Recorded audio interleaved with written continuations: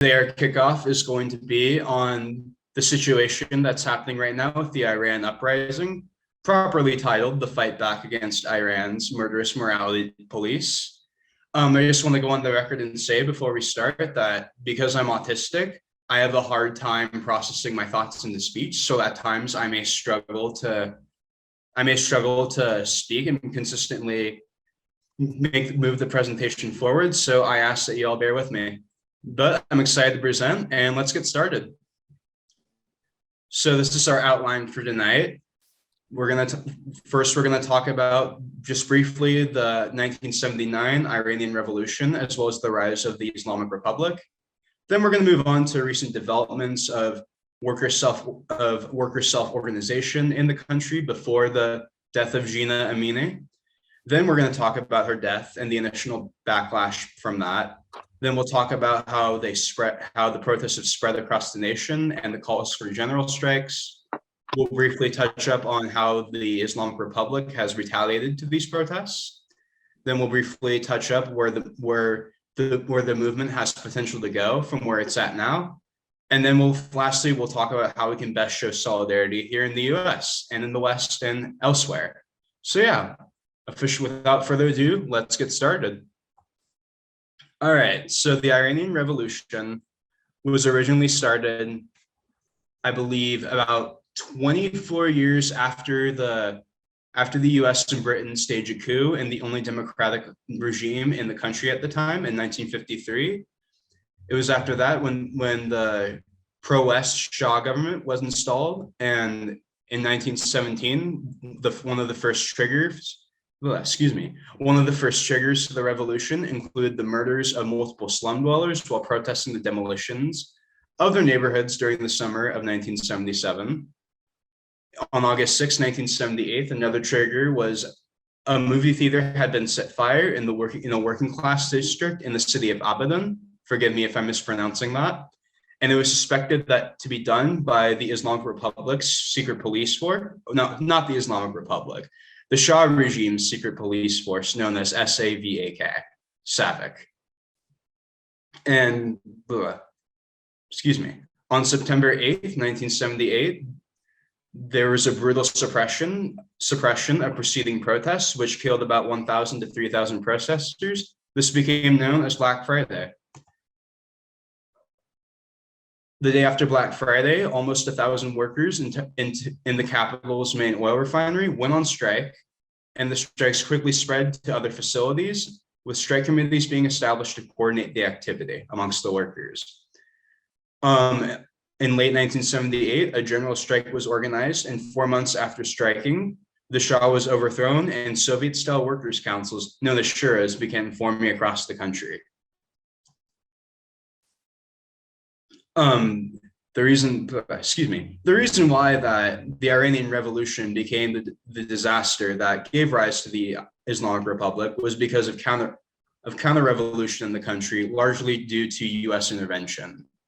The U.S. collaborated with Ayatollah, forgive me if I'm butchering the name, Ayatollah Ruhollah Khomeini, who was an exiled leader of petty bourgeois opposition to the Shah during the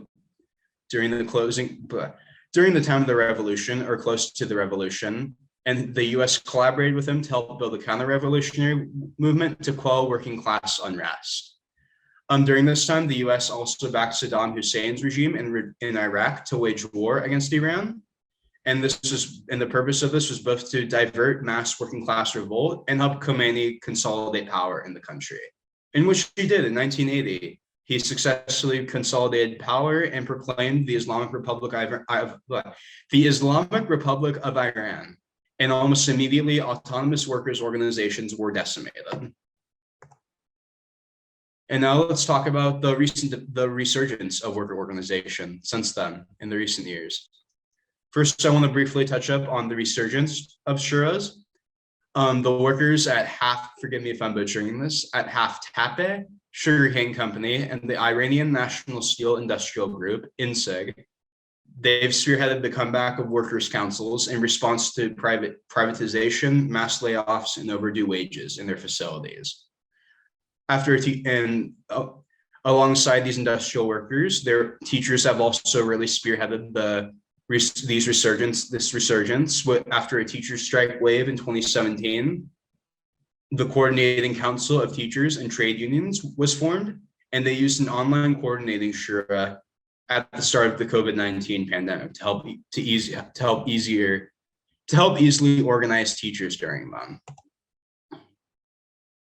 And then some major protests that have happened this year before the death of Gina Amine. Teachers have spearheaded industrial action across the country, including rallies, occupations, and nationwide strikes. And I want to note that they've been able to organize not just teachers, but workers in other industries as well. In May 2022, bread riots occurred forgive me for butchering this, in the Khuzestan province, which led to the spread of protest across 40 cities, which were quickly suppressed by police and other state forces. And soon after these riots, another protest occurred in the city of Abadan. 2 high-rise buildings owned by the city's wealthiest man collapsed, which killed over 40 people. And now let's talk about Gina Amini's death and the impact her death has had on the nation. Gina Amini was a 22-year-old Kurdish woman who was arrested by Iranian morality police on September 13th, 2022, after they accused her of improperly wearing her hijab. She was on her way to the capital, Tehran, to visit her family, who was informed by the police that she would quickly be released after attending a brief re-education session. But in fact, Amini was beaten and tortured in a police van headed to a detention center, which left her brain dead by the time she was admitted to a hospital. And 3 days later, on September 16th, she died while in the coma. Her death has had a huge impact in the country. With just a day later, her body was transferred to her place of residence in Kurdistan.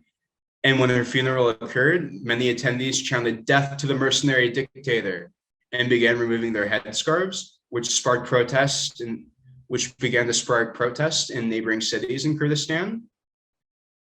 Students, in addition to the cities in Kurdistan, students at Tehran University organized a protest in which they chanted the now iconic slogan, "Woman, life, freedom."